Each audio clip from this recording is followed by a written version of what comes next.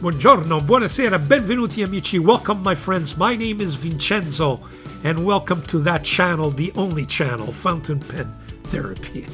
I'm excited because I'm taping this right before my golf game. I got to tell you, we had some just horrible weather in Montreal, always rainy, and now we're getting a heat wave. And as I mentioned in one of my reviews, that's what happens in Montreal. You get this cold, springy weather, rainy, and it's windy, and then all of a sudden the heat comes in. You get these heat waves where you have 35 degrees, 100 degrees if you're in the other category of measurements, and it lasts, a couple of weeks, and then it all goes away, and there you have it. So my wife's been enjoying the pool. I've been enjoying some golf finally, and I'm excited. I'm going to hit that ball. I've had a tough week, productive but tough week. So, you know what? I've got some really interesting stuff this week again for you on my recap. We've got some new pens that have come in. I've got market news. Chinese are in the news again. Thank goodness for that. And you know what? We've got some pens that we want to revisit. We've got some brand new inks. I've got some paper, brand new paper that I've never seen or tested before. And you know what? We're going to revisit some other pens. We're going to determine what pens we put in our pen case for next week. And I've got a special accessories, just a sneak peek at some pen cases that I'd like to show you as well. So lots of stuff to do, lots of stuff to recap. Fountain Pen Therapy is proud to present its weekly recap for July the 5th, 2026.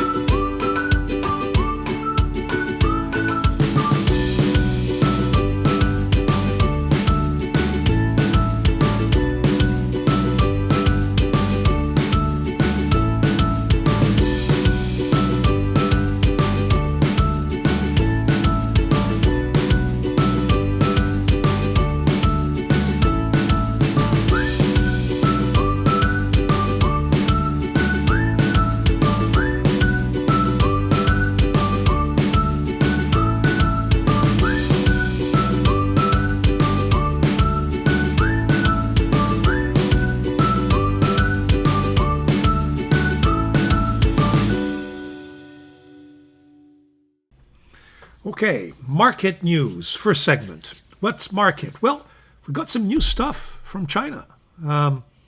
Looks like Jinao, Majon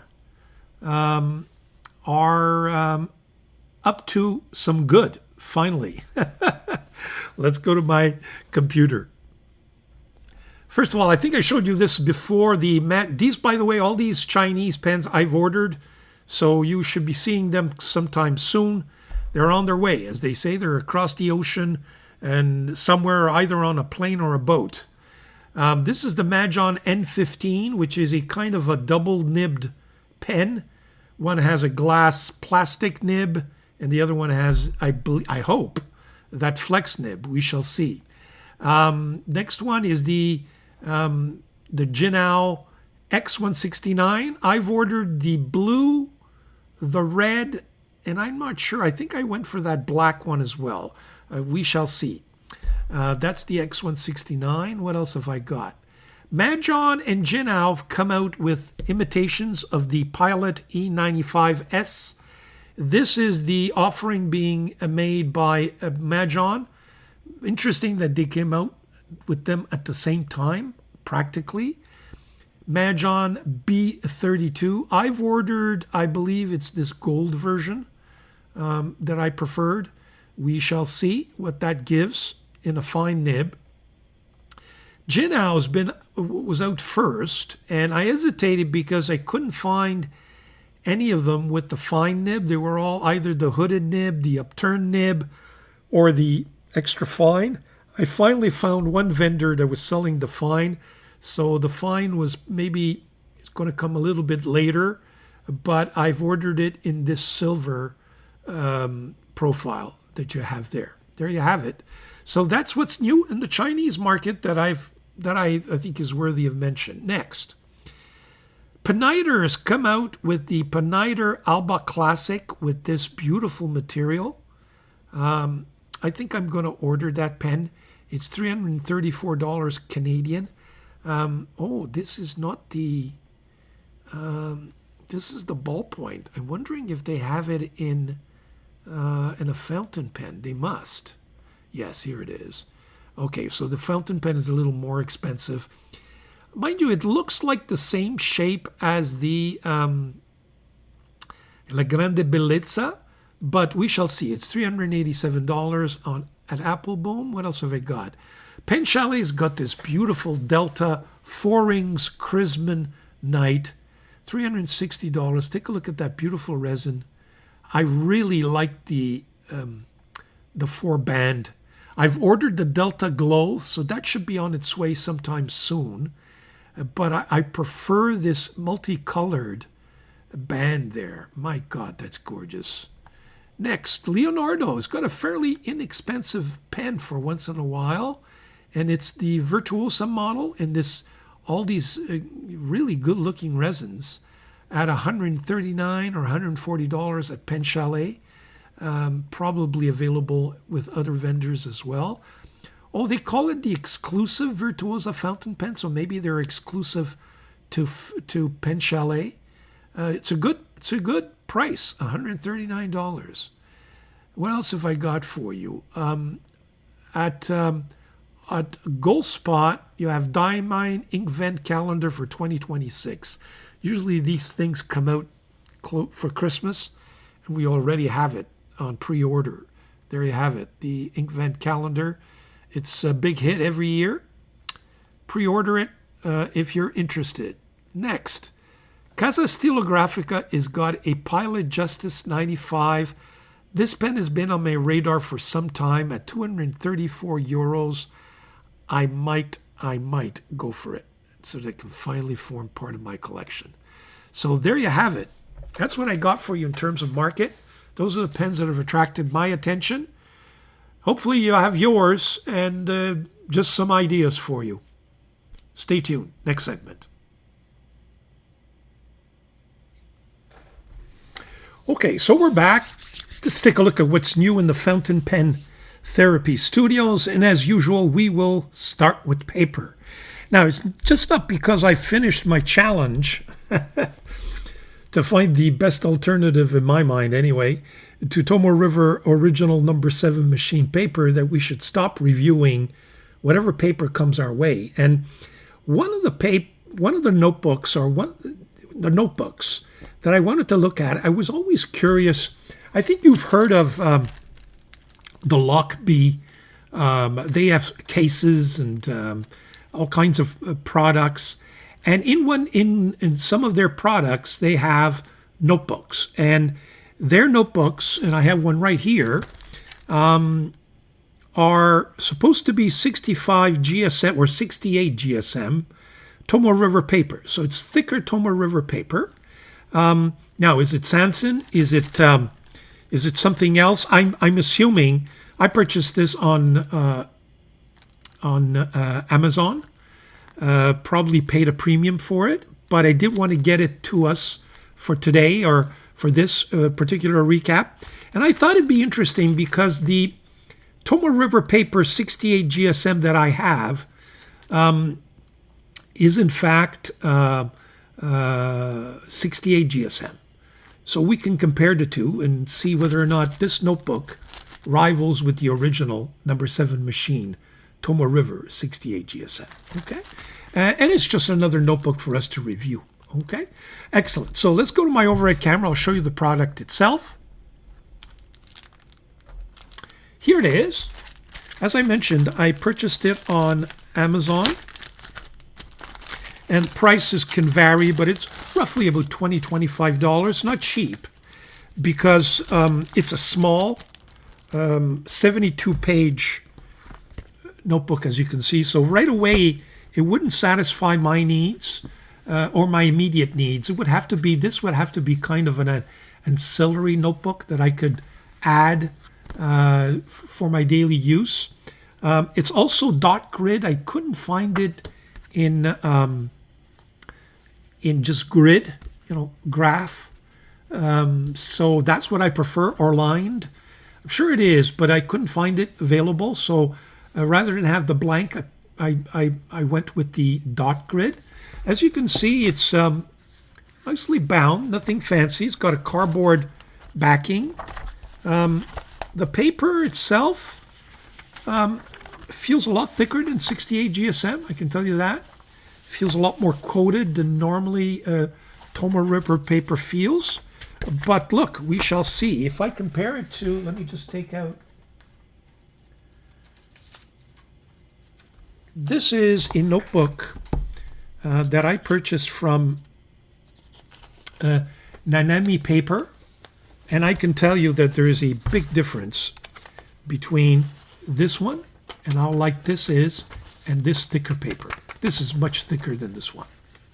This is not 52 GSM, it's 68 GSM. So I'm not sure.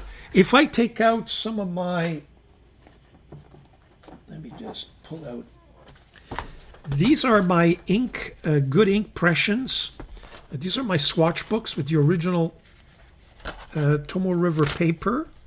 Let me just go to an empty. Do I still have an empty page here somewhere? Maybe, maybe not. This is as thin as this one, sort of. Is it as thin as this Lochby? Let me just get a page here. Come on, Vince. Okay. I don't know. This feels a lot thinner than this one. This is a lot more textured than this one. This feels pretty coated to me. But look, let's actually do some swatching, and we'll take it from there. In terms of, so that's the paper that we'll take a look at this week, okay? And let me just put the notebooks aside for you. In terms of the ink, you saw 4 of the same brand inks last week. They are referred to Chinese, MALLEE Garden.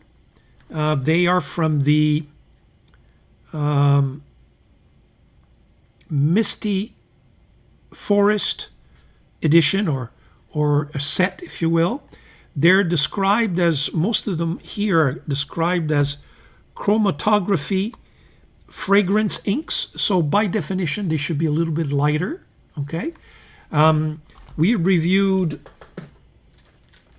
these 4 last week, which was a purple dusk, a kind of an orange-red maple bank, a green olive azure peak, and a driftwood, supposed to be brown, but it's more on the purplish side than anything else.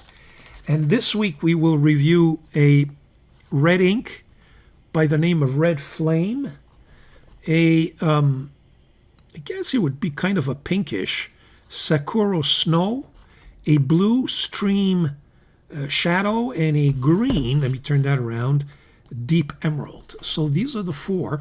By the way, I've also found them on AliExpress under the brand name of Ostrich. You've heard of Ostrich. Now let me see if I see that here somewhere. Yeah, they're Ostrich manufactured inks. And Ostrich is, I think, a well-known Chinese ink brand. So you're not buying almost anything or something that we never heard of. It's good packaging, very nice bottles, by the way. Small, they're 50 milliliters, but really sharp bottles. So we'll take a look at all these, and we'll do some swatching, especially for those of you who like chromatography or lighter inks. And we'll compare those 2 notebooks, or that 2 different versions of Tomoe River in so doing. We'll be right back, set it all up for the swatching, and we'll see. Okay, so we're back. Usual tools, my folded pen and my Eureka dip nib, which is fabulous. So let's get going here. First one is kind of a reddish color, red-pink. Red Flame.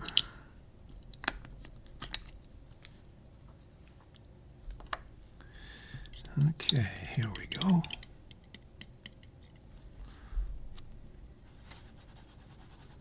Oh, that sure is Red Flame. Doesn't strike me as being a chromo, a lighter. So far, they actually feel fairly similar. In terms of feel, anyway. In terms of how, usually when one is a little coarser than the other, I can tell right away. But here, I gotta say, felt similar, at least with the swatching. So this is MALLEE Garden.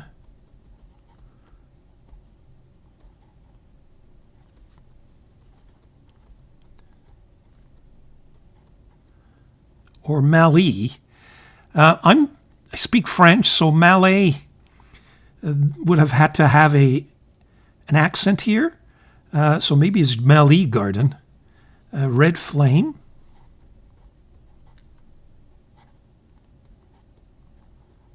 Wow, that really is a sharp red.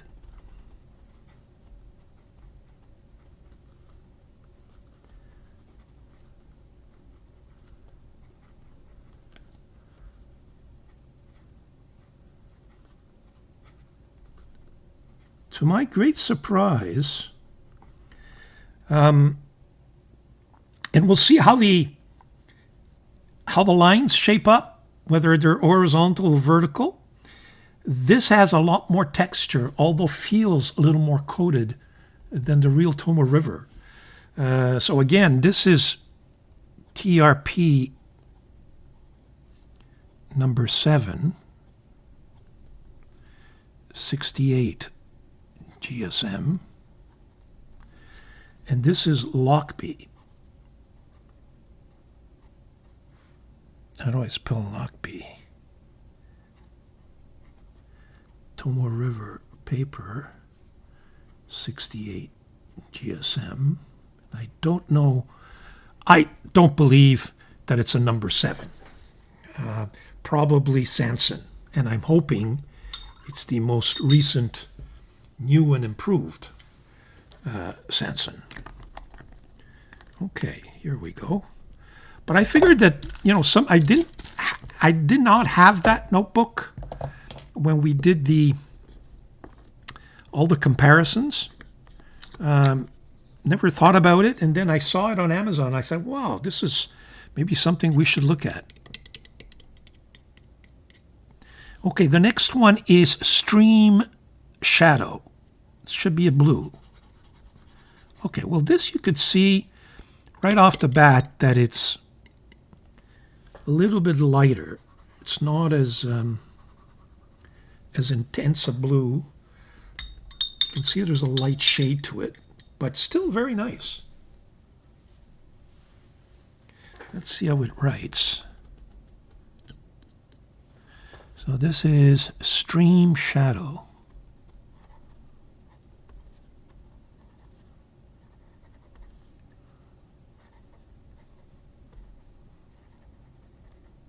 Be really nice if it gives us some shading. Yeah, okay, I start to see what this paper's all about. Typical.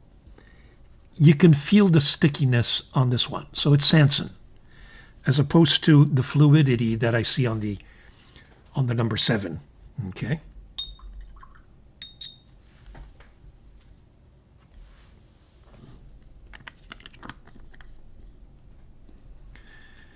So it wasn't texture that I was feeling. It was really just the stickiness of the coating. Okay, next. Let's do this pink one, Sakura Snow. Fancy names. Okay.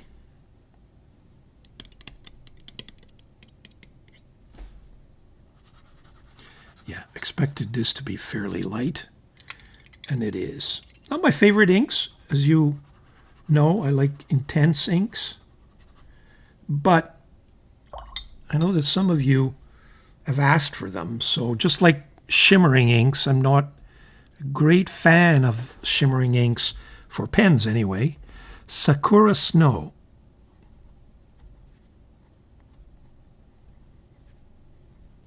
Yeah, and typically I find that these very light chromo shading inks are much nicer when you write with them than when you swatch them.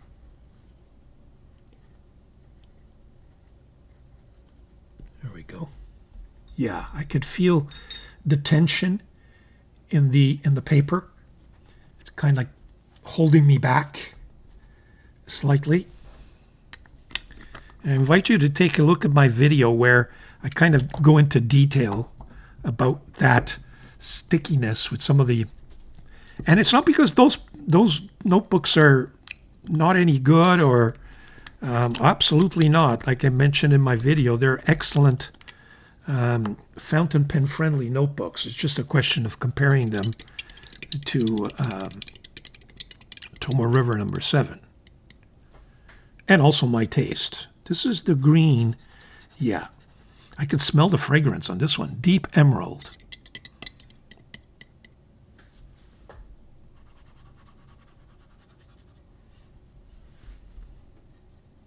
I notice some people kind of double up sometimes the swatching.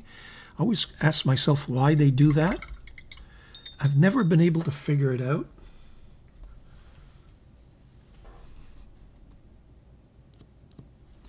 So this is Deep Emerald.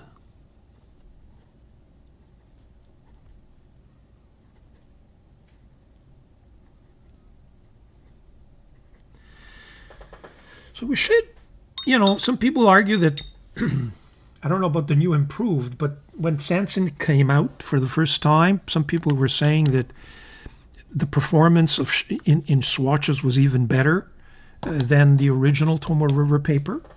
So we would not be surprised if it is. But look, we're going to get this to dry up a little more, and we'll see where we are, excuse me, for all these 4 inks. Be right back. Okay, so we're back with the inks all dry, and as you can see, I'm getting better results on this Sanson, which I'm assuming is TRP Sanson, than I am on the original. This one's a little flatter, and here I can get at least some gold sheen, which is really nice. I actually see the gold sheen around the writing as well. Same goes with this stream shadow, this kind of blue. You can see some of the red tones, a lot nicer anyway than on the original. This one's fairly flat here. At least here I'm getting a little bit of shading, and you know, some darker outlines there that I don't see in the original. The green, I see some shading, and I see some shading, but I see some kind of gold highlights here that I don't see here. I forgot to write Deep Emerald here, but that's okay. So what I thought I'd do is that I take out another Sanson paper that I have, and you can definitely see it's Sanson. It mirrors. Now this one, what I'm discovering is that the grain on this one goes horizontally, whereas here the grain is vertically. This is horizontal as well. That may affect the performance of the paper, folks. I've discovered that while I was doing my best alternative fountain pen therapy to Tomoe River video, and one of the viewers mentioned it to me and pointed out. This, you can see the outlines here going vertically as opposed to horizontally. But they are very similar, so I think this is Sanson as opposed to the real thing. Okay, there you have it. So that does the ink. So what we'll do now is we'll do some writing with these inks. Okay, having looked at the swatches when they're dry, I think from now on, when we test any paper, I think we have to go through some additional testing and some additional mention of the paper just to see how it performs. Okay, first of all, you can see now they're all nice and dry. They are, you can see it's 68 GSM because even the swatches don't penetrate you. There's no ghosting, there's no feathering. So the paper performs very, very well in that regard. Now, what I'd like to do is I'd like to do a swatch that I did for all my tests of that long best alternative to fountain pen or to Tomoe River paper, where I do one swatch with very, here we go, this is extremely performing sheening ink, so we'll see how it sheens. And then I have a series of pens that I test on the paper of different widths and different line widths. First of all, let's just see how so this is the Waterman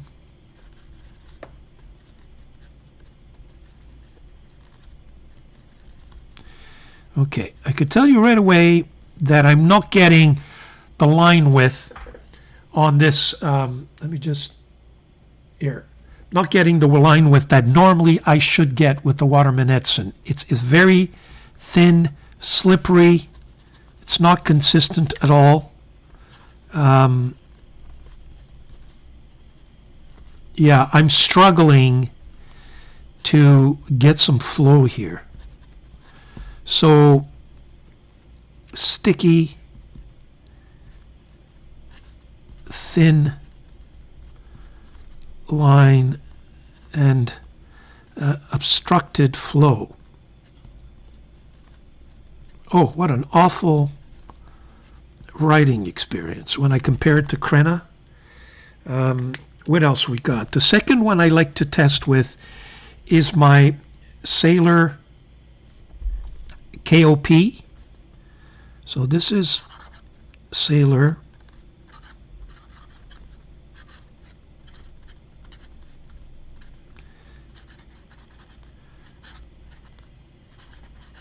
It sings slightly,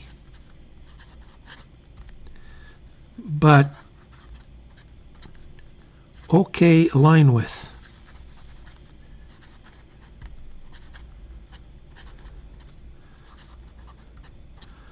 But not as intense as Crenna. Okay. Next, let's do my Pelican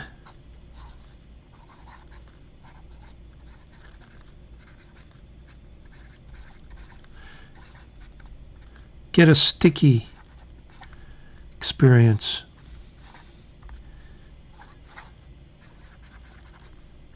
Normally this pen on Crenna is a gusher, but controlled line. So if you like a more controlled writing line or writing experience where the pen doesn't just write by itself, so to speak, then I use my Leonardo.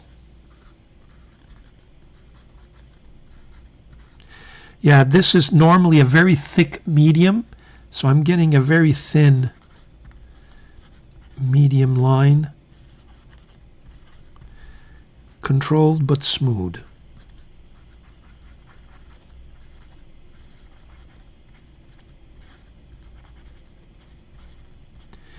The thicker the nib, so for example on this Pelican it writes like a broad, and on my Waterman it gets sticky. There's too much surface tension, we could say.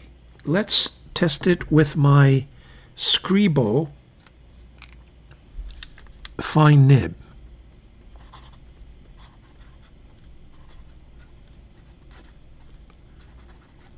Yeah, very controlled, fine line.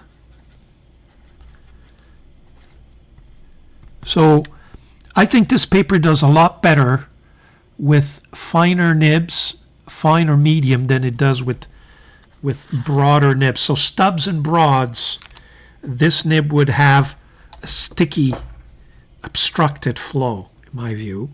The last one is with this Homo sapiens.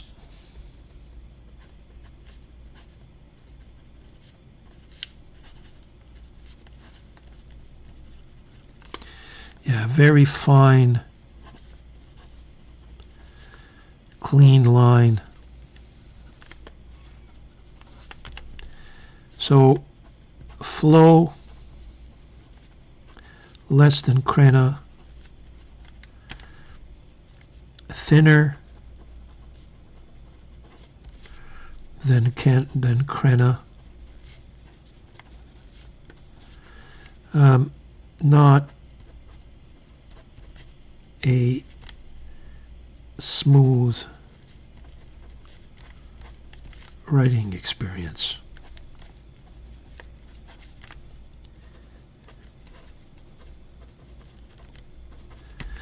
I mean, in terms of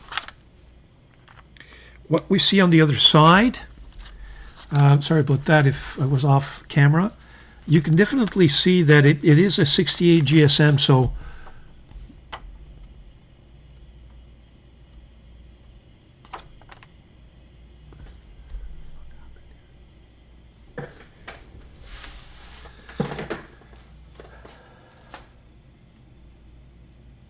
yeah. Yeah. Card stock. You think that's what it is? A what? Card stock. That you have to need. That you just feel it. Yeah. All because it's closed. It's in the plastic. Actually, this one. Yeah, it's thick. I found one when someone opened it. I think the one we had at home was a bit thicker, but it's still thick. Is there another type of paper name that you know of? No, that I've never heard of this.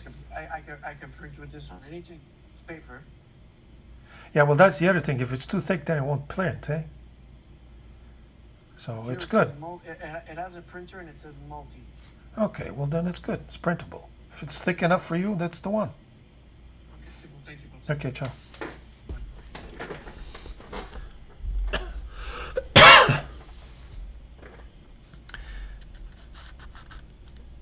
Sorry about that. I don't know what portion we got caught. The phone rang. So, yeah, it's not a smooth writing experience. It is, however, extremely fountain pen friendly. So if you're one of those doesn't like ghosting, this definitely does the trick. It's just that I don't believe that it rivals with Crenna in terms of a writing experience. In terms of sheen, as you can see, I'll get a lot of sheen there. So it does perform well, and you can't even see the sheen across the paper. Look at that. In a 52 GSM, this would bleed right through. So if you're looking for an ink or a paper that doesn't bleed through, obviously it doesn't feather, because most of the paper I enjoy doesn't feather, and a thinner line, not as juicy, little more like Rhodia and Clairefontaine, then this does the trick. If you're looking for a wet, smooth, thicker line experience, then you've got to go with the 52 GSM Tomoe River paper original, and the Crenna does the job. That's for sure. Okay? So there you have it in terms of the Lochby Tomoe River paper. Be right back with the next segment. We're back with the pen haul for this week. We've seen the paper, we've seen the inks, and now we're going to take a look at some of the pens. Now, I'm going to confess, I'm not sure whether or not I showed you these pens already. At one point, I was getting so many, and I kind of put them on the side so I could kind of, spread them out in the coming weeks. So some of these pens you may have seen already, and if you did, I apologize. And frankly, two of them will not be reviewed in detail. They're form part of separate reviews that have already been made. They're ready to go, but they're not published yet. So let's go to my overhead camera. Here they are. First of all, let's start with the cheapest, I guess, of the gang.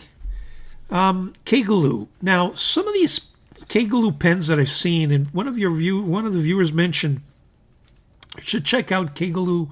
It's got new editions, 2025, 2026 editions. Frankly, I've seen some of the 2025 special editions or new editions now being called 2026 special editions, so I'm not sure they're really special editions dedicated to one particular year. But I always like K-Glue, so I figured I'd buy another one. And if it is a special edition, well, I have it. And I'm hoping that the color is as nice as it looked on some of the photographs. And I'm tearing up this box, and I don't want to do that. I keep all my boxes just in case I resell the pen. So far, I've never resold a pen. I've kept them all. Good or bad. Like or dislike. They're all there. Okay, so it comes in this little box. Bought it on AliExpress. Here it is. Yeah, it's probably not as nice as, well, no, maybe I shouldn't say that. Not too quick, not too quick. I'm starting to see a resin that has some very interesting characteristics. Wow, very nice. It reminds me of some of the Pen BBS swirly, semi-transparent. Nice. Yeah, that's a little bit different. The top part is. First of all, these are the resin K-Glues, because the original K-Glues were made out of metal. Let me show you. Yeah, let me just put this aside for a few seconds. Yeah, these were the original K-Glue. Frankly, I liked the, no, this is a Rosetta, but these are the original K-Glues. They're really heavier, and you can see the finial was kind of this transparent button there. Simple band, simple clip, and mostly metal, so they were a little heavy. Then I noticed this is the new version, which has, again, the same kind of button as the old, okay? Except that now we have resin. Same clip, but the middle band is a little more decorative, and they're really resin pens. You have other K-Glue versions there, and this one is the same thing. It's got that similar clip. It's got the more elaborate middle band, but they've changed the finial. The finial now is just a gold metal plated band with the, the kangaroo, but it's not, it's not in the form of, as you can see, of kind of a resin or plastic button there, okay, or jewel, I guess you call it. But the band is very similar. Okay, so those are my previous K-Glues. Take a look at this. You can see the interior quite a bit. In fact, you can see this. Let's open up. You can see there's a metal. Yeah, this whole section comes off. I remember that. It's the 316. It's got some interesting, there's that K-Glue branded converter. It's got that beautiful K-Glue nib. And I went with a medium, so that means broad automatically, because they are beautifully and juicy. I'm going to try to put a really nice brown or maybe even a purple ink in here to go with some of the purple accents. But maybe I should stick, I've got to stick to some of these inks that we've just inked. Anyway, we shall see. But anyway, this is fairly nice. I like this K-Glue. Maybe it is a new edition. It certainly looks different. So that's one. Two, I don't know if I showed you this pen. This is the Tag Moon.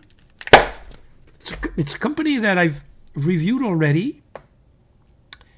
Tag or Tang? No, Tang Moon. And I think they called this the D6. Similar to some of the D and D5, or the look anyway, but it's made out of ebonite. Isn't that wonderful? Beautiful, I think. It's got a very complex band here. It's a magnetic. So this is not heavy because, well, I mean, this knob makes it heavy, but generally speaking, it's ebonite, so it's a lot smoother and a lot less weight. Very nice. Look, you've got the ebonite going right to the nib section, and you've got this beautiful big nib, and I think that's probably a Bach nib that's on there right now. Anyway, there you have it. Nice feed. So I'm going to be reviewing this pen in detail. Recommended, I think. I forget what I say, but I've been using it this week and I like it. So maybe I've changed my mind. We shall see. But the pièce de résistance is this pen. Comes in this beautiful box. This I may have showed you already. And then there's a nice kimono. It's a Lotus pen that I've reviewed, and you'll be seeing the detailed review sometime soon. I've got so many, and I'm trying to appeal to what you guys like the most. And some of these new Chinese pens are kind of taking over the new Chinese pens that have come out, depending on when I get it. But take a look at this. This is the Lotus Vault. I think it's a modern, more practical version of what they call a safety pen. I invite you to take a look at, I think it's Dr. Brown. S.R. Brown did a recent video on safety fountain pen, the history, the pragmatics of a safety pen, except that this one, and I think the gist of it is that you turn it and the nib comes out. And then you turn it back and the nib is hidden, but you see it. So there's no cap there. The cap is here.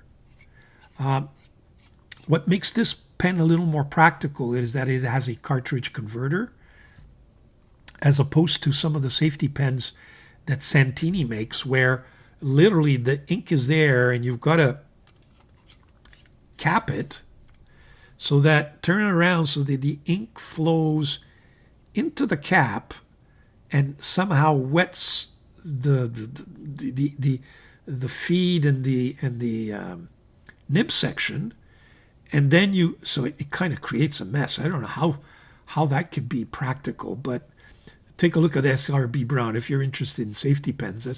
So this one is a practical safety, and I love this material.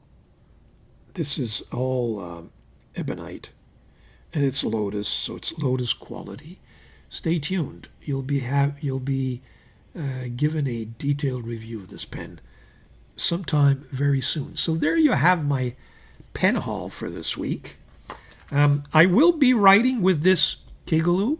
Maybe we'll add some other Kegaloos, different nibs that I have to show you. But that's it for the time being. Be right back. Okay, so I'm back. For the writing with the inks, what I thought I'd do is that I inked up a bunch of Kegeloo pens, or Kegeloo nibbed pens, and we'll do some, and I've inked them up with those 4 inks. However, I've spared the brand new Kegeloo, this one here, and I put in here Leonardo Officina Italiana a brown color, Noce Moscato. I figured that really matches the resin on this pen. So let's take out my Crena. What else, right, folks? And we shall do some writing. Okay. We will just close up a little more. Okay, which one's first? Let's go with the lighter one. No, you know what? There's one of them. Was it in here? I think it's in here. This one I think is inked with that red flame, the red flame. So this one's the red flame. So first of all, let's just title the page here. This is the MALLEE Garden inks, and we'll put 05, 07, 20, 26, so we'll know. Okay, so this one is the red flame. I think it's my favorite of the gang just because it's more intense than all the rest of them. This is a Kegulu medium. This may be a fine, actually. Red flame, and this is the Kegulu steel number 6. I'm not sure. The actual is hidden inside, so I can't see it. I'm going to go with fine just because I'm used to seeing a lot thicker, but maybe with this ink, that's as good as it gets. That's a beautiful red, by the way. Just a gorgeous red. While we're with red, let's do the pink. So this is the Sakura Snow. Hopefully I've washed these pens well enough. Yeah, that's not bad. Sakura Snow. Well, I'm pressing too much. I want the ink to come out because it's too light. That's my fault. Kegulu. Too light for me. Kegulu steel number 6. And this is a medium, folks. I can hardly see the ink. Just don't like those light inks. It gets better once it dries up, but I just don't like writing with them. The experience is awful. Let's go with the green, and the green is the deep emerald. Let's see what that gives. Oh, this one is a different Kegulu nib. This is a Kegulu long knife or long blade. It may not even be Kegulu. Does it say Kegulu?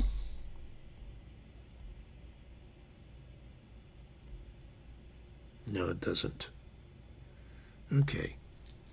So this is the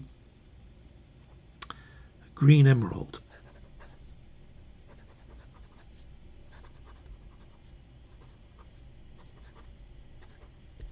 And this is a long blade or long knife. And it's a medium steel. It's not bad. Still too light for my taste. The blue, I'm hoping, is nice. Here's the blue. This is an Kegulu nib. The blue is called Stream Shadow. Yeah, okay.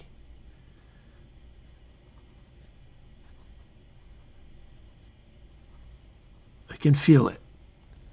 It's a lot thicker, a lot more intense, and this is the true medium nib. So this is the Kegulu. This one is thick, but the ink is very light. Kegulu steel number 6 medium nib. This I can live with. It's light, but I can live with it. At least it's wet and a little deeper in terms of color, a little more intense. And then, of course, my new one, we'll do it on the other. Well, actually, I could fit it in this page. I went with Leonardo. So this one has the, whoa, Leonardo. Sorry about that. Noche. No, Noche is N, Noche Moscato.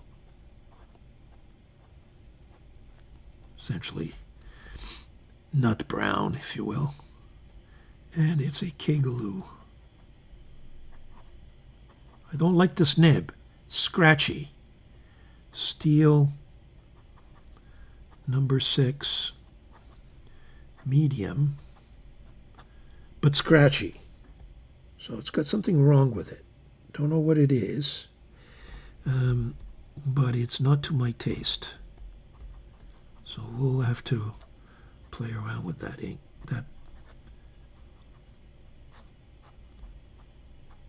Why don't we do that? Hey, why don't we play around with it and be right back? Okay, we're back. Let's see what I managed to do here. So this is we'll start all over again. Ha! Leonardo. All I did was I took this mesh, which is, one of the roughest, and, crazy eights, and just round and round. Then I passed it through this one, which is the medium, did the same thing, and then I went with the finest one as well. And look at the result. Leonardo, I mean, it's fabulous. Noce Moscato. Oh! And this is the Kegaloo. I spelled that wrong. Number 6. Steel. Juicy medium nib. Now we're more like it. I mean, the flow is beautiful. The wetness is there. And that thick fountain pen therapy that I get from this nib, or usually get from Kegaloo nibs, is there as well. There you have it. Now it's a nice pen. Before I was disappointed. Yeah, we'll put it in maybe my daily fooling around nib journaling. Leave it and revisit it in a couple of weeks or maybe in a week or two and see what happens. There you have it, folks. So those are my inks. We've tested them now. We've actually seen how they write, and we have a much better idea as to where we're going with all this, right? There you have it. Be right back with the next segment. Okay, so for my next segment is Pens Revisited. I have 3, 4, 5, 6, 7, 8, 9 pens to revisit with you. Some of the pens that we reviewed this week or this last week. I've got some pens that I reviewed some time ago or shown you some time ago that I want to just go back to just to see how they're performing after several weeks of non-use.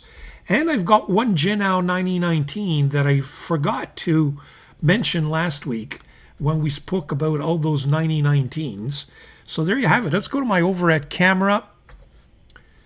Here they are. Here they are, folks. So these are the pens we reviewed last week. These are some of the pens that I've reviewed or mentioned in the last several weeks that we're going to revisit, and this 9019, which has a special nib that I'd like to give a shout out to. So we'll put that aside. We'll get out my Crenna notebook, folks. My Crenna notebook. Such a difference. Such a difference. You've got to get this book, folks. I know you guys don't like Taobao, but they're available on Superbuy. I've been pushing other companies to get them.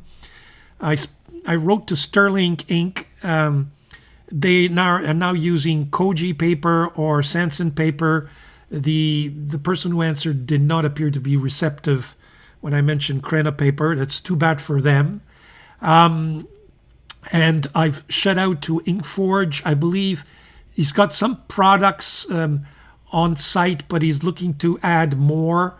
He's in contact with the Crenna people. So more and more, I think you're going to be seeing. I know there was a couple of other reviewers that mentioned Crenna. So I think it's getting to be a little more popular, or at least known.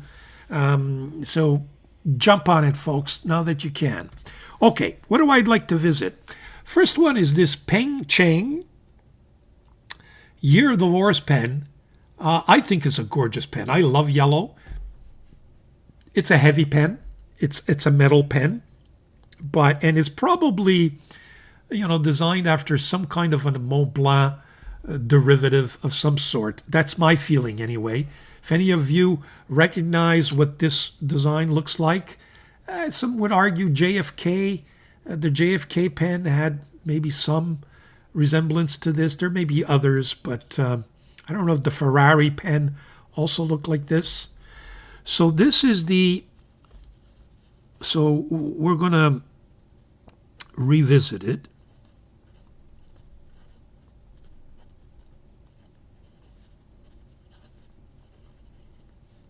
And this is for July the 5th, 2026. It also helps me keep track of what I've revisited, because sometimes I forget. And I don't want to look at my videos to find out. Okay, so the first one is Peng Cheng. I call it the Year of the Horse, just because of the nib that's on this pen. The nib is fabulous, folks. I really like it. I don't know what I said in my review, but I've been playing around with this week, and I found it stiff, no bounce, but for a fine,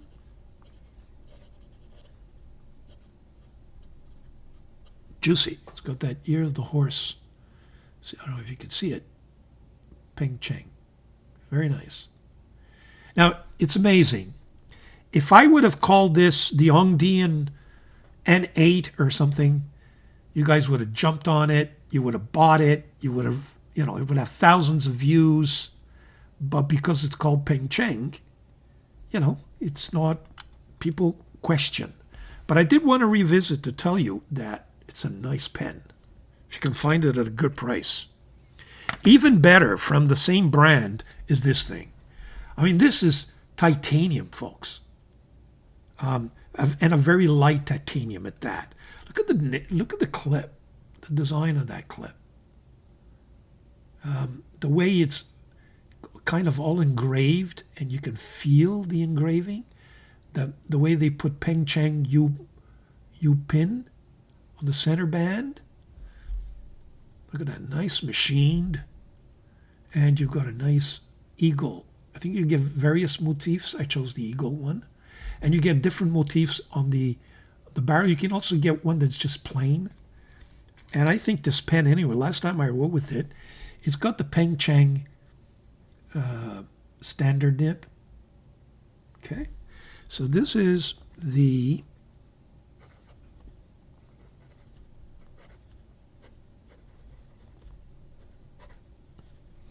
and they call it the TA2, I believe. Again, beautiful nib. It's a real fine nib. Stiff, not much give here. Very precise. So those of you who like fine nibs, not extra smooth, so you can get some line variation. Even on this paper, I find, there is, it's a very tactile, feedbacky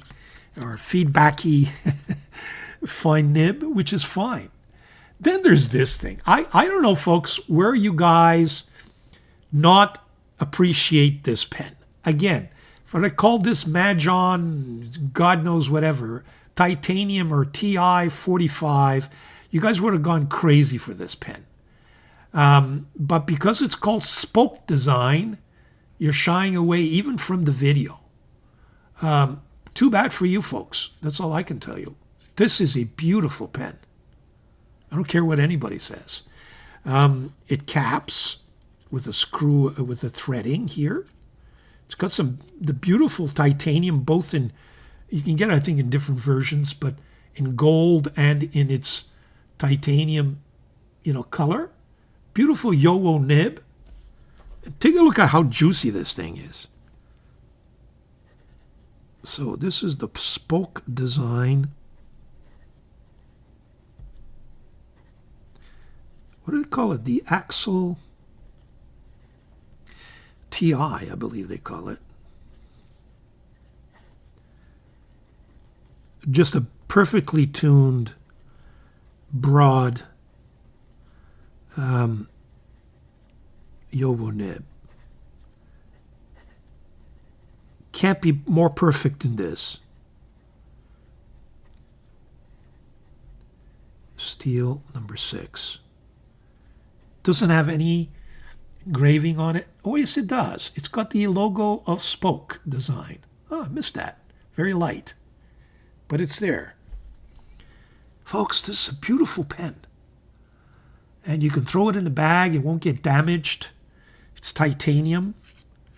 I don't know where you get turned off by this pen. I mean, the price is reasonable. Nice tactile touch, you know.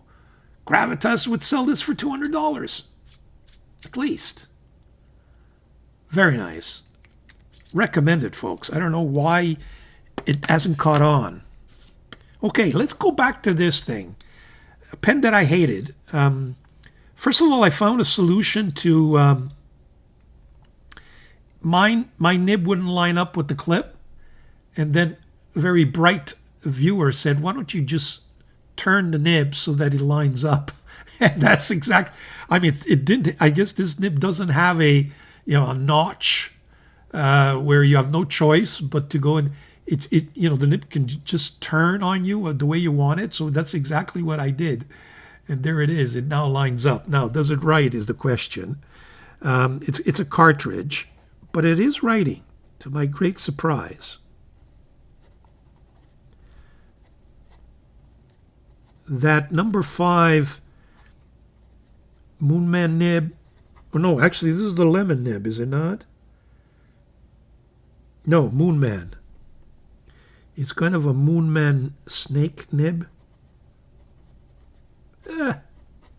Not great, but it's fine, or maybe even extra fine.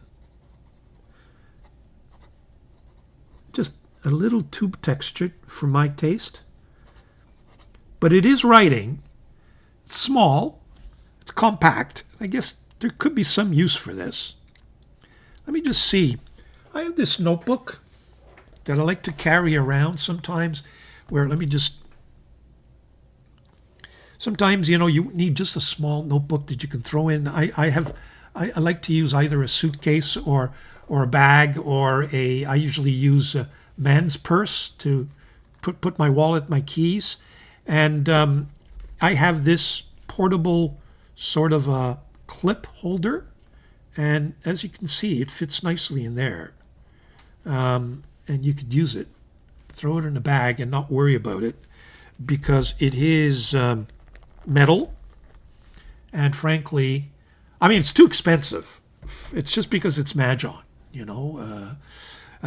Some of you compared it to this Hulil Pico, which is I forget the name of the Mont Blanc.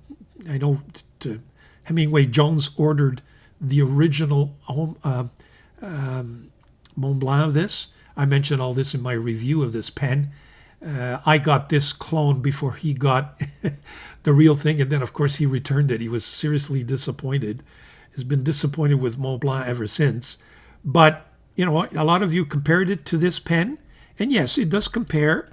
But I think that this Hulil Pico, I think they call it, is much better. I don't have to worry about lining up just because there's no clip. But it was scratched. As you can see, I tried to cover it up there, but I got it with some nicks in the enamel, or whatever that is. So this is the Hulil Pico, but the nib is much better than that Mahjong. It's a number 5. It looks like a familiar nib, but I'm hesitating to see whether or not it's a Yowo or maybe even a Schmidt, but I can't be certain. Hulil Pico, number 5. This is a medium nib.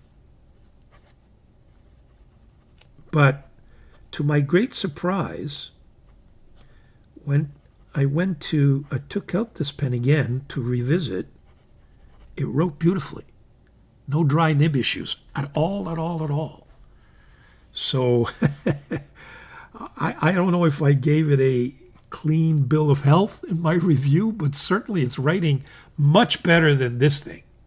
This was a total waste of money, in my opinion. But look, what can I tell you? I took one for the team. Another pen that you guys didn't like in terms of likes and dislikes, which I think is fabulous, is my Panda Dwarf. I think this is a gorgeous pen. Again, if this was called an Hongdian or an Asvine 90,000 or whatever it is, you guys would jump on it with no hesitation. But because it's called Panda Dwarf and it cost $140, too expensive, I don't like it. Well, you have your opinion, right? And I have mine. Okay, so this is the Panda Dwarf. Those of you who have not seen this pen or have not seen my review, please check it out.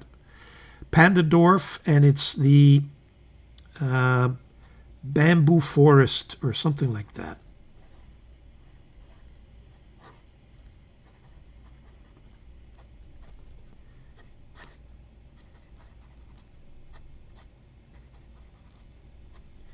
This one does have a Schmidt nib, so you're in good hands when you talk about it. Is a fine as opposed to a medium or a broad. Put a broad nib in here, and you'll just beautiful broad nibs, Schmidt.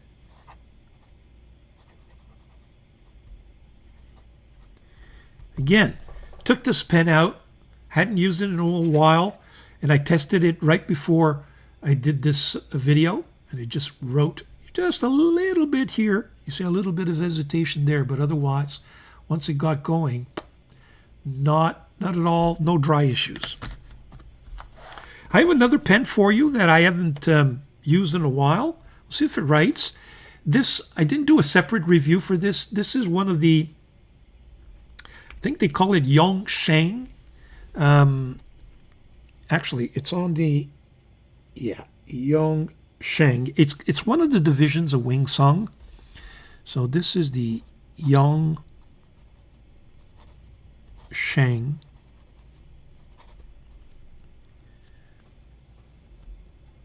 Sorry about that, the phone rang.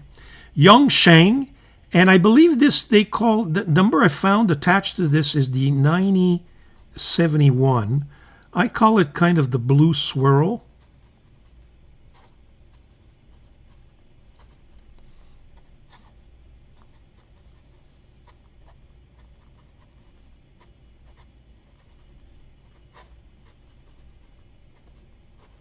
Here again, kind of looks similar to a Hongdian, right? But had this been called Hongdian, you guys would have jumped for it. I think it's a beautiful pen, and it's not expensive at all, last I checked in any event. Speaking of Yongsheng, I have another one. This is another one. I don't believe I did a review of this one either. It's got a spinner as the top finial. Beautiful matte finish, redwood barrel. It's got a number 5 Wing Sung nib. So this is the Yongsheng.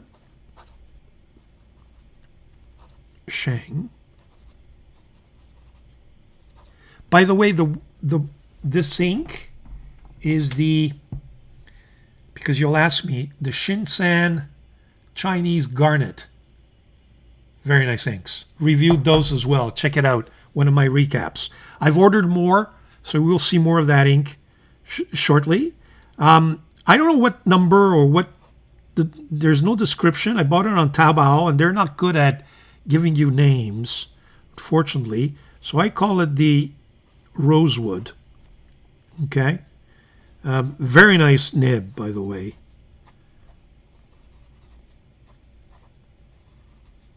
And here again, not a problem.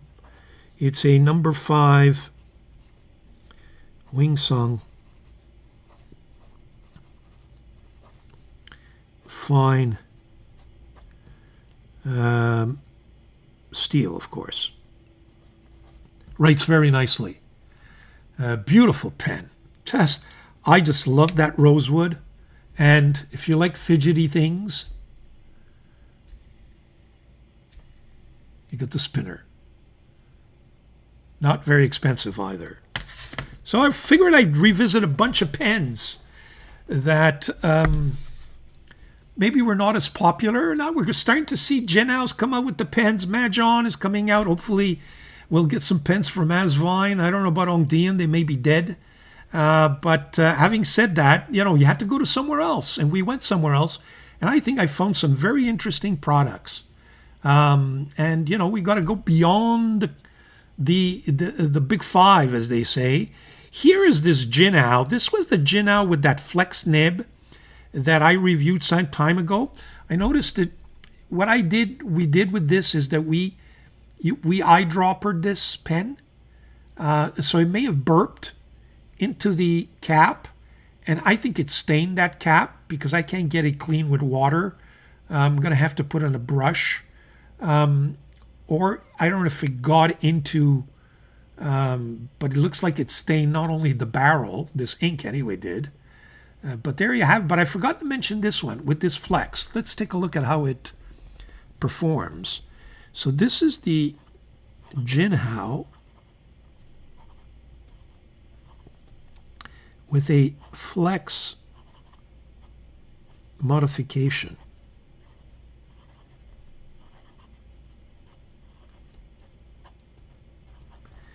$90,019. What I found about this pen is that it's an uncontrollable gusher. In other words, it's just not flexing. When I flex, too much ink comes out. I don't know if you can see that. No, you can't. Here, let's do that again.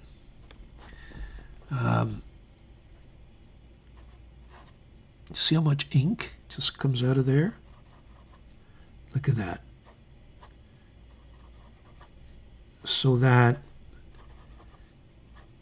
it becomes kind of an uncontrollable noodle there. A lot of fun, but be careful. It's going to take a while before that dries up, especially on this Crenna paper, which is very similar to Tomoe River, so the ink stays at the top. But I bet you when that dries, if I pass my finger over that, I'll feel the texture of that ink. Crenna, Crenna, Crenna, Crenna, folks.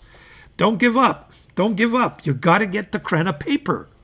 You've got to listen to me. I know you always do, but Crenna doesn't seem to be on your list. A lot of you are skeptical. Don't be skeptical. Do what you can to get it, and then prove me wrong. Okay? Anyway, those are my pens revisited, folks. There you have it. I'm going to put this away and come back with the next segment. Be right back. Okay, the next segment, I bought 3 pen cases. Pen cases that accommodate pen and notebooks. Different price points. Bought one in China, Taobao. Bought one in Japan. And the other one came from, I guess it's Turkey, Galen Leathers. I think they're in Turkey. 3 different price points, all supposed to do the same thing. I want to show them to you. We're not going to get into detail. I'm going to do a deep dive of these 3 in a separate video, but I wanted to show them to you in any event, give you a sneak peek, as they say. Okay, here's the overhead camera. Okay, this you can tell is the Chinese one. This is the really expensive one, although Galen Leather is not cheap either. That's Anlieb or Lieb. I don't know how to pronounce that, but that comes from Japan. And here's the Galen Leather one. So let's pull them all out. Galen Leather, here it is. Okay, we'll do a deep, like I said, a deep dive eventually. We'll put that aside. Okay, that's the Galen leather one. Here's the Andlieb. I think that's German. I don't know what a German brand name is doing with a Japanese, but there must be some connection somewhere.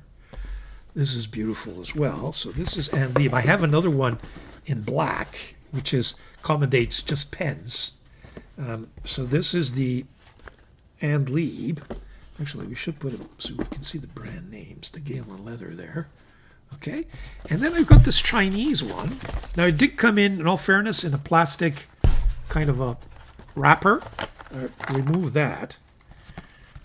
I don't know what this is, but I guess it's to pull the. So that's the Chinese one. Okay, you'll excuse the color. In fact, I'm getting another one, and maybe the video will have another one. I made a mistake. I ordered this one. When I got it, I realized that was not the pattern I wanted. But I may be getting, hopefully I will get the other one that replaced it, which is probably not any better, but a little bit better in my view, I'm hoping anyway. So that's from China. Now, the objective here is, as you can see, is that it accommodates a certain number of pens, and we'll see what kind of size pens, and then it has a flap here. You can put some notebooks. That's the Galen leather one. This is the Andlieb. Let me open it up. You can see that. It accommodates pens here and notebook here. It's kind of a traveling pen case, so you have pens and a notebook, and we'll see what kind of size fits in there. And the same idea is here, where you can put pens and a notebook here anyway, and then maybe even other stuff there. We'll see what it can accommodate. So stay tuned for that. I want to show you 3 different price points, and then you can make up your mind as to which one can be of any use to you. I can tell you that I got my favorite, but we'll let you know in the review. So let's turn that around so we can see at least the brand names. This doesn't appear to have one. By the way, smells like leather, smells like leather. This one, for some reason, smells like dead fish, but in any event, I don't know where it's been, in some container somewhere. Having said that, it may serve the purpose. It may serve the purpose at a ridiculously low price. So there you have it. Sneak peek. Stay tuned for the next segment.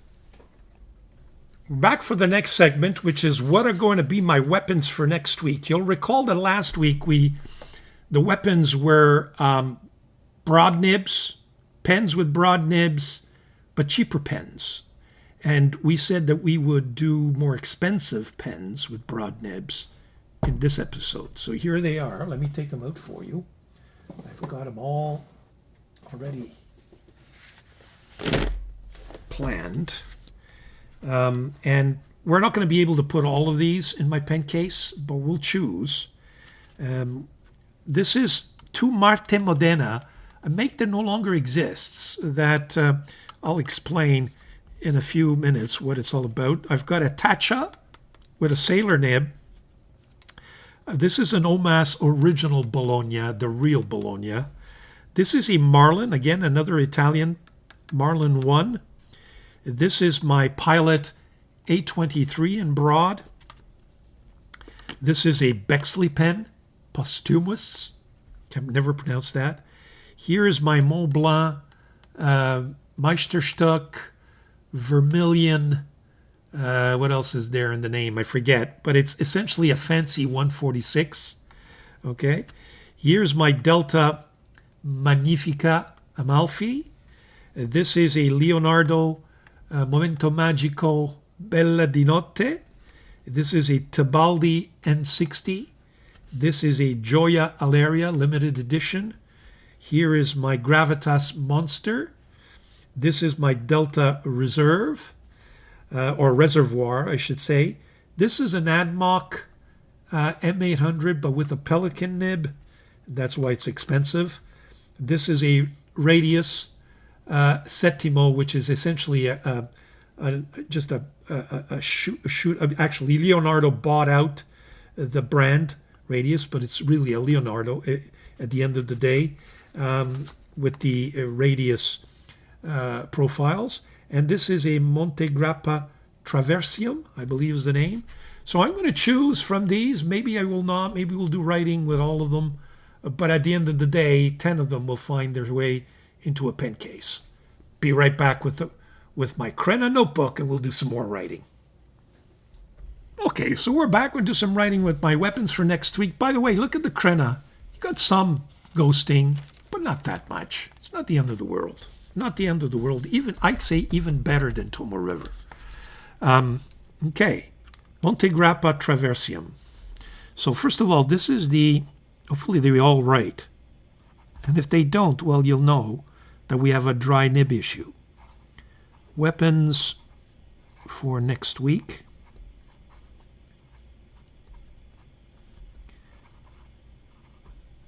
We'll put a date here, which is 5th of July, 2026. Okay. This is the Montegrappa.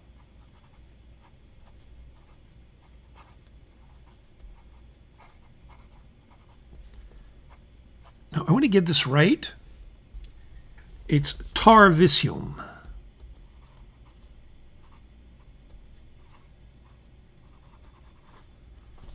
Very nice. I thought this was going to be dry, but it's not. I know Montegrappa steel nibs, not always guaranteed to give you a long wetness. They do have a tendency to dry, but this is a beautiful pen. And I don't use it often enough. Radius. This should be okay. It's always been good to me. So this is the Radius. Oh, a little skip there, but not much. Settimo. I believe this is what they call Bohemian Twilight.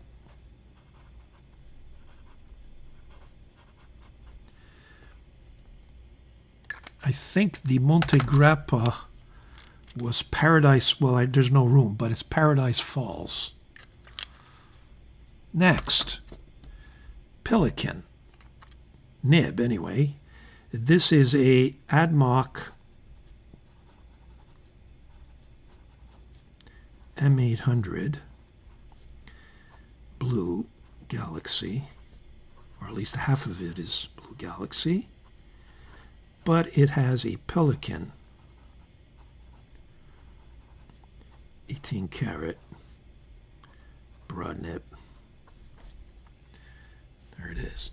It's right there. Bought it on sale, and it fits perfectly in this pen. Bought the nib at $200 or something like that, in an M800 body, essentially, which would probably cost me Canadian $800-900. Delta Reservoir. I keep calling it the Reserve, and people keep correcting me. So this is the Delta. Let me tell you, this is probably my favorite broad nib, apart from some of the Schmidt nibs. Delta in purple, or violet body.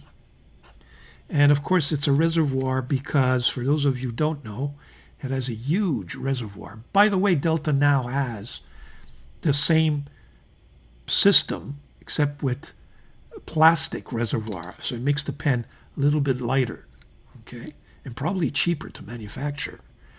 And this has, of course, a Yowo steel number 6. But that writes like gold nib. Just so juicy.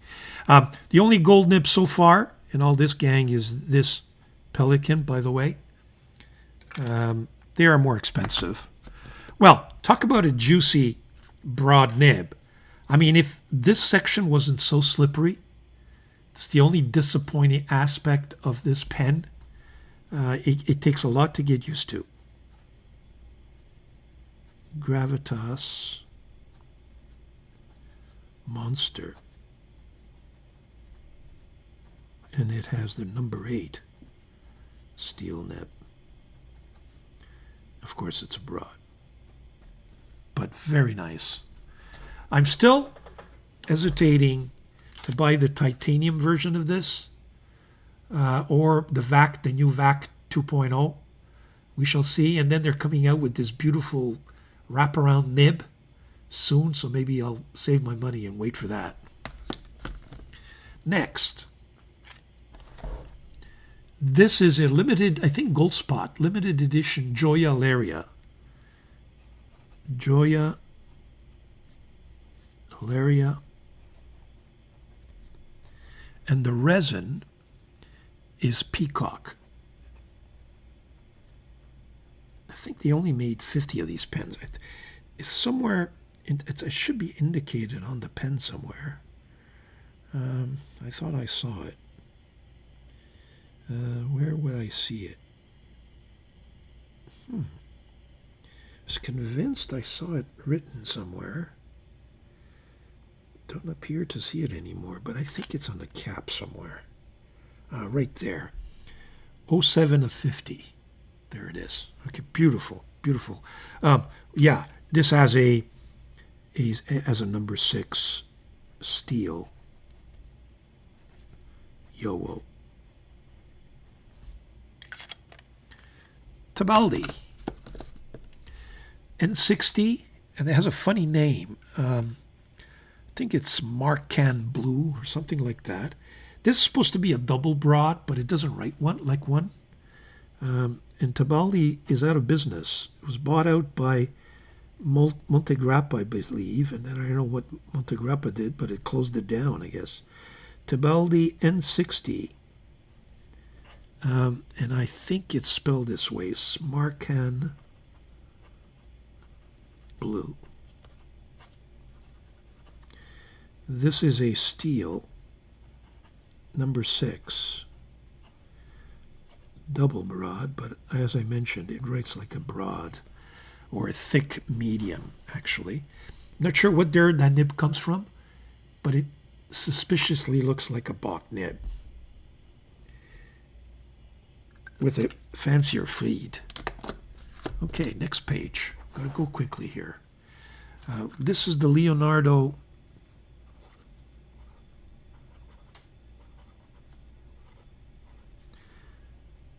Momento Magico. Bella di Notte. When I got this pen for review from Gold Spot, was it Gold Spot or was it Apple Boom? Not Apple Boom, Atlas. I forget. I think it was Gold Spot. I said, wow, a pink pen. But you know what? This resin has kind of grown on me. It's got that red or rose, kind of rose La Fenice branding nib. Some people have asked me if I wanted to sell it. I'm not selling it. I don't sell my pens, unfortunately or fortunately. And this is I think it's a La Fenice branded Yowo, number 6, steel. Still a beautifully tuned nib. My Delta Magnifica, this is not the version that is now available through Goulet Pens, which is kind of a 2.0. This is the original. So this is a Delta Amalfi Magnifica. For those of you who haven't seen this pen yet, it has a Fusion, a Delta Fusion 14 karat nib. And of course, this is made out of wood from an olive tree. In Amalfi, it has all kinds of symbols. This is the municipal crest. That's the star of, I forget, some kind of a crusade.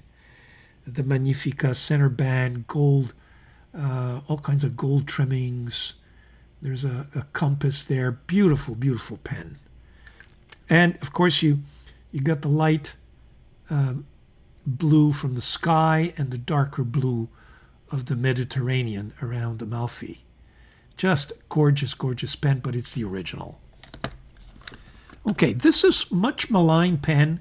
I've got to get this I keep saying it, but I can never have access to an actual Nimmeister. I don't like the idea of sending my pens by mail to somebody. I think I have to go to a show and get a Nimmeister work on this nib.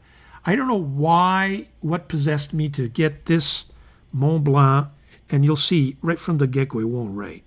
Oh, it writes. Where you go? Mont Blanc Vermeil. There's another, I just can't for the life of me. Oh, Solitaire, I think they call it. And I think it's got a double broad and maybe even a triple broad. And it's an oblique. And I just can't figure out which. It gives me problems just like my Lamy 2000 gave me before I played around with it myself. I don't want to grind it because it's, needless to say, a very expensive pen. But I just don't get the consistency of the line. And you know what? Now it's writing beautifully for some reason. And it's all got to do with the angle. And I got a feeling it's one of the first few pens I bought. And I thought with an oblique, it would give me some character. But obviously it doesn't, I can't write with it. So it's not its fault. It's probably mine. This is the Bexley Posthumous, I think it is. Or let me just, I have no, Prometheus. So this is the Bexley. Does it? No, I don't think it has an E there. And I'm looking at my notes. Prometheus. And it's red. I have several of these pens. I bought them on sale many, many years ago on eBay. And it has, actually, let's want to rewrite that. It has a Bexley number 6 steel broad nib, which is probably a buck.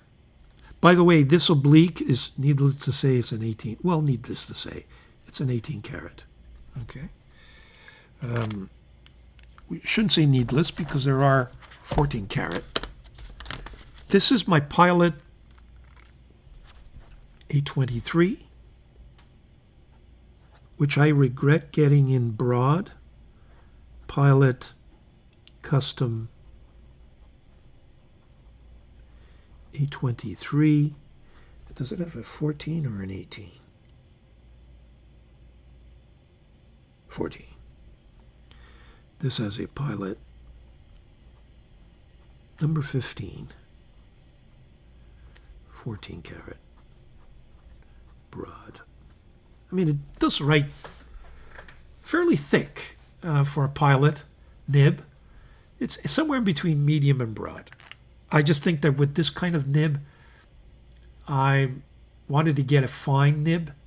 So I was going to order another 823 before the price increase. I never did. And now there's no way I'm paying $450 for another 823. I've got other priorities, as they say.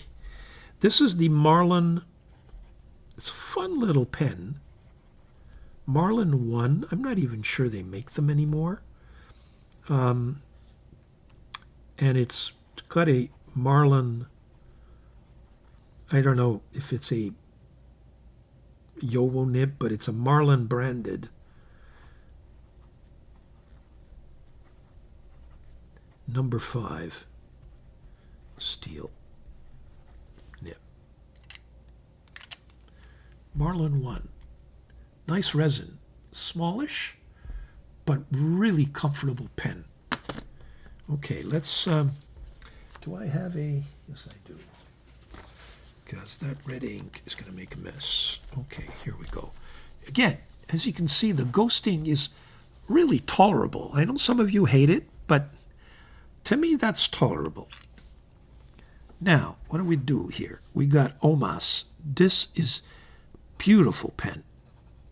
Omas. Ooh, pushing too much. Bologna. This one actually I had to re-ink, and I think it's gushing. Omas Bologna, and it's got a Omas 14 karat, number 6. Broad, but man, it's bleeding now. Yeah, I just inked it, so maybe there's a bit too much ink on that feed. This I just inked as well, I think. I forget now. This is a Tatcha Spectrum. And their nibs are made by Sailor. So it's a Sailor double broad. Number, I don't know if I can call it a number 6. And it's a 14 karat. Just to show it to you. It's a pretty nib. There you have it. Very nice. Very nice. Writes really nicely. Actually, I'm not even sure whether this is a gold nib or not. Let me just try to get... Not sure. It says Japan, but I don't see a 14 karat. So it may actually be a steel nib. So question mark here. If anybody knows, let me know. Probably in my notes somewhere in my data center that I have an app where I wrote all these things down. This is Marta Modena. Actually, I should show you this one first. This is a make by the name of Marta Modena, and as you can see, this is called the Dolce Vita Federico, and it's meant to be, an imitation of the actual Dolce Vita from Delta. I think what happened here is Delta gave this company permission to make their pens with a little bit, which are it's not as detailed, and it's a cheaper version, so long as they sold in one particular market. And apparently Nino told me it was a disaster, but they're no longer around. They used to have a site where you could bid for these pens, and I bid for a bunch of them, thinking that I was getting something close to what you could consider as a Dolce Vita, but one learns. But it's got the same kind of profile. So this is a Marta or Marte Modena, Dolce Vita, and it's got what looks like a Bach number 6 steel nib, and it has a Marte Modena, the M there. Yeah, so there you have it.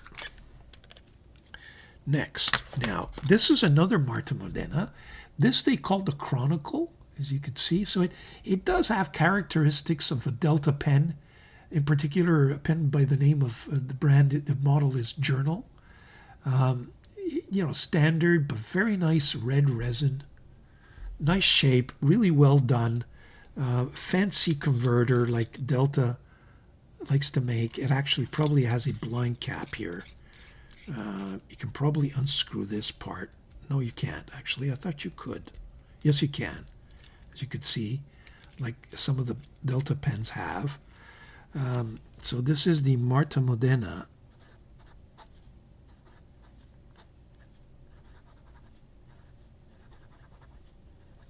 Chronicle.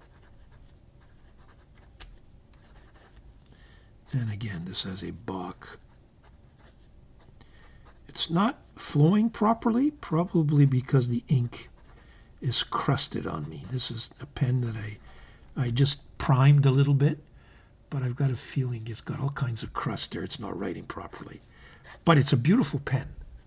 Mistake I make with this pen is that I always ink it with red ink, and red inks are horrible. If you leave them dry up in the nib, then they're a disaster when you take them out six months later, you know. I should really ink this up with a different ink, like a blue ink. Blue inks, green inks are very easy to wash out, I find. At least most of them are. And use this more often because it's a very comfortable, good-looking pen. So there you have it, folks. So those are my choices. Actually, you've gone through them all, of the weapons for next week. Now, of course, what I have to do from all this is choose which ones I will put in my pencil case. I haven't quite made up my mind. I will do so in due course, but I wanted to show you just a bunch of broad-nibbed, more expensive pens. Very nice pens. There you have it. Stay tuned for the next segment. Be right back. Okay, so we're back. YouTube reviews. Quickly, what do we got for you? First of all, in terms of other YouTubers, these are the three that I would recommend for this week. First of all, my friend Teresa Harris has got a review of, you know, she's really into independent pen makers, not these big brands, you know, the little guys, and they make wonderful pens. I think that's, you know, it's something that we should cherish and encourage. And she has, I believe, Maverick Pens is an independent pen maker. She's got some beautiful pens to suggest for you. So there you have Teresa Harris. I have Dawn of Pens. Yeah, I enjoy his reviews, and he's reviewing for us the new Gravitas VAC 2.0. I always value his opinions, so take a look at that if you're thinking about getting the Gravitas. I know I am. I haven't seen this video yet. I know I will. Just because I need to make up my mind. Do I order it or not? And maybe Dawn of Pens will convince me either way. We shall see. Lastly, I've got this brand new YouTuber. She's I know she's a fond viewer of my channel, and I thought I'd encourage her. She's just starting out, by the name of Stubborn Nibs. And what I find that she's going to be doing, she has an introductory video that I would ask you to take a look at, or I would recommend, because, she explains what she's going to be doing on this channel, and I think it's going to be a niche. She's going to try to concentrate on nibs and how to, you know, replace nibs, how to fix nibs, how to grind nibs, how to, so from the point of view of a fountain pen enthusiast and not a nibmeister. It's one thing to get a nibmeister to tell you how to do things, but they have this technical expertise. But it's quite another for a pen enthusiast to all of a sudden take on the challenge of doing something different with their nibs. And these days, when pens are so expensive, I think it's a great thing to do is take your nibs and modify them, or take your nibs, fix them, do something with them, fine-tune them. And it's, I think, a great way to take a pen that you already have and turn it into something else just by, taking care of that nib. So Stubborn Nibs, I know she's going to be publishing things soon. She has a couple of videos out already, and her introductory video explains what she's going to be doing in the future. So good luck to Stubborn Nibs. I encourage the brand new YouTuber, welcome you to the community, and please get going with those videos. I'm sure they'll be very, very interesting. So there you have it for other YouTubers. In terms of my own YouTube reviews for this week, well, I published two for you this week. One on the on what I think is a beautiful pen, and we've taken a look at it in the revisited segment. Please take a look at that video. Be surprised. I think it's a gorgeous, gorgeous pen from Spoke Design. I think call it the Axle Titanium pen. And a second video where I review Peng Chang pens, two of them, Year of the Horse and that titanium pen as well. So there you have it for my channel. That's it for the recap, folks. If you haven't subscribed, please do. It takes a lot of effort to bring to you all these recaps every week. They're long, but they're time-stamped. You can pick and choose what interests you. And I try to be informative, entertaining, and provide myself with some fountain pen therapy. There you have it. Enjoy your pens, enjoy your inks, and your paper. Ciao.